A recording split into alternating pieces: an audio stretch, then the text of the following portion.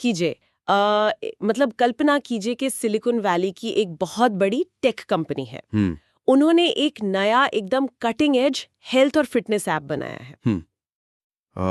काफी पैसे खर्च किए होंगे। बिल्कुल, कोडिंग एकदम परफेक्ट है, इंटरफेस बहुत खूबसूरत है और उन्होंने मार्केटिंग पर करोड़ों खर्च कर दिए। सही बात है। और उनका टारगेट था भारत के टियर 2 और टियर 3 शहर। अब ऐप लॉन्च होता है और पूरी तरह से फ्लॉप हो जाता है। ओ, मतलब ग्राफ सीधा नीचे। एकदम नीचे। कंपनी के डेटा साइंटिस्ट परेशान हैं। स्क्रीन पर सारे नंबर्स गिर रहे हैं, लेकिन कोई ये नहीं समझ पा रहा कि ऐसा हो क्यों रहा है। क्योंकि डेटा आपको प्रॉब्लम बता सकता है पर वजह नहीं।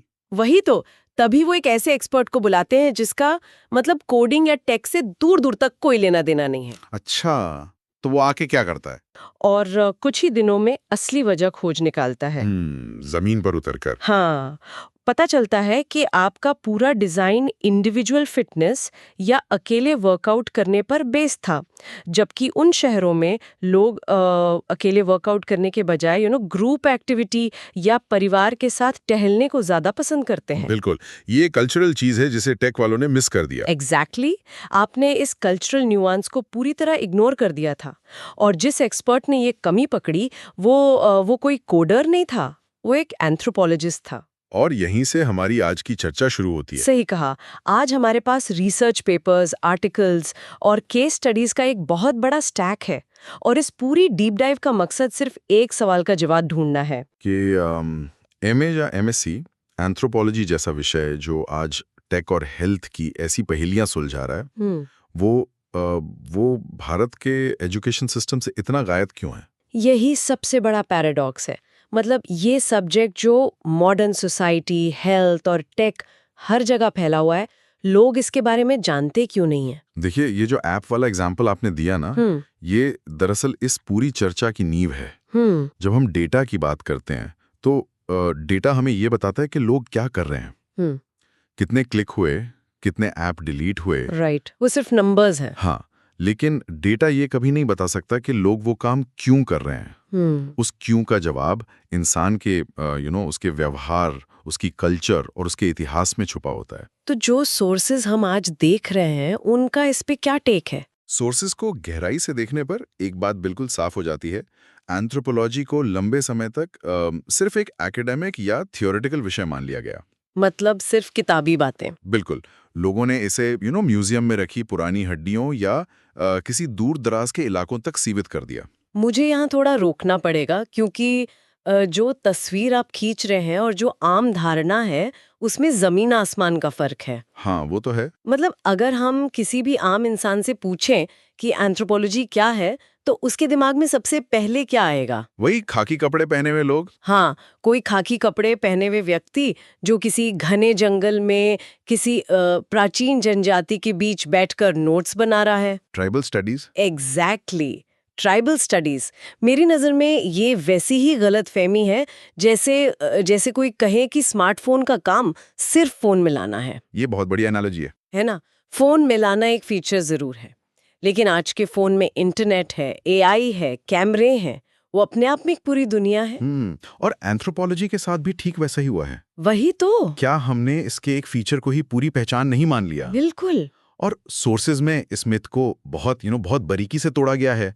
जनजातियों का अध्ययन करना इस विषय का एक ऐतिहासिक हिस्सा जरूर रहा है, क्योंकि वहीं से शुरुआत हुई थी। हाँ, क्योंकि वहां से हमें इंसानी विकास के शुरुआती पैटर्न समझने को मिले। लेकिन आज का एंथ्रोपोलॉजिस्ट सिर्फ जंगलों में नहीं बैठा है। तो और कहाँ है वो? वो सिलिकॉन वैली के एआई लैब्स में बैठा है।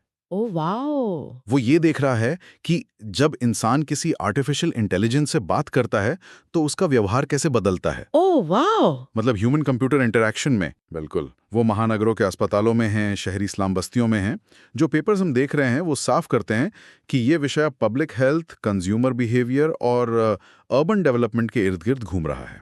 ये सुनने में बहुत फैसिनेटिंग लगता है, लेकिन चलिए थोड़ा प्रैक्टिकल होते हैं। बताइए। मान लीजिए कोई स्टूडेंट इंजीनियरिंग या मेडिसिन चुनता है। वहाँ एक बहुत ही सीधा रास्ता है।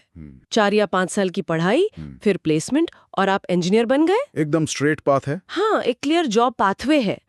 हमारे नोट्स में कई सारे सेक्टर्स का जिक्र है, लेकिन अगर मैं एक डेविल्स एडवोकेट की तरह पूछूं कि जॉब्स कहाँ हैं? हाँ, क्या एंथ्रोपोलॉजी में ऐसा कोई ठोस करियर रास्ता है या ये सिर्फ उन लोगों के लिए है जिन्हें जीवन भर बस रिसर्च पेपर लिखते रहना है? देखिए, ये उलझन बहुत स्वाभाविक है, क्योंकि हमारे यहाँ भारत में हम एजुकेशन को अक्सर एक असेंबली लाइन की तरह देखते हैं। डिग्री डालो, नौकरी निकालो। वही तो। लेकिन एंथ्रोपोलॉजी का रास्ता इंजीनियरिंग की तरह सीधा और लीनियर नहीं है।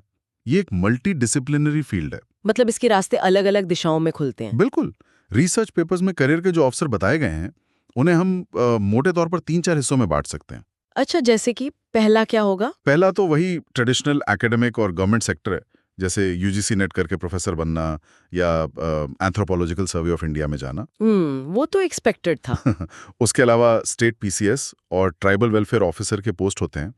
लेकिन जो सबसे बड़ा शिफ्ट पिछले 1 दशक में आया है, वो है कॉर्पोरेट और डेवलपमेंट सेक्टर में। उसी कॉर्पोरेट वाले हिस्से पर मैं आना चाहती थी। हमने शुरुआत में उस ऐप डिजाइन की बात की थी ना? हाँ, यूएक्स रिसर्च वाली बात। हाँ, नोट्स में यूजर एक्सपीरियंस या यूएक्स रिसर्च का बार बार जिक्र है। मुझे ये मैकेनिज्म समझना है, एक टेक कंपनी को एक एंथ्रोपोलॉजिस्ट की जरूरत क्यों है? क्योंकि उन्हें यूजर्स को समझना है। पर उनके पास तो मार्केट रिसर्चर्स की पूरी फौज होती है ना? एक मार्केट रिसर्चर और एक एंथ्रोपोलॉजिस्ट के काम करने के तरीके में आखिर बुनियादी फर्क क्या है? इस फर्क को समझना ही इस फील्ड का असली मजा है।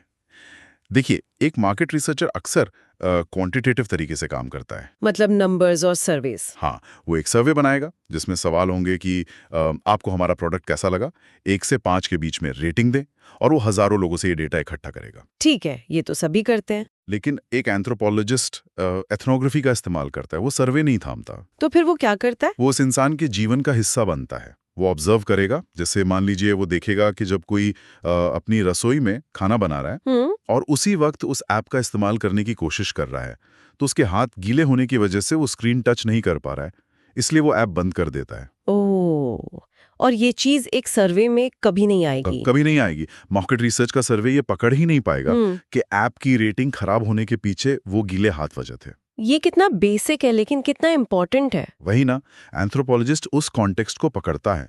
यही वजह है कि आज बड़ी-बड़ी ई कॉमर्स कंपनीज और सोशल मीडिया प्लेटफॉर्म्स इनको हायर कर रहे हैं। ये बहुत ही शानदार एग्जाम्पल था। मतलब डेटा आपको बता रहा है कि बीमारी क्या है, लेकिन एंथ्रोपोलॉजी आपको उस बीमारी की जड़ तक ले जा रही है। एकदम सही पकड़ा आपने। और जब हम बीमारी की बात कर ही रहे हैं, तो मुझे उन पेपर्स के मेडिकल एंथ्रोपोलॉजी वाले हिस्से ने बहुत चौंकाया। वो बहुत ही इमर्जिंग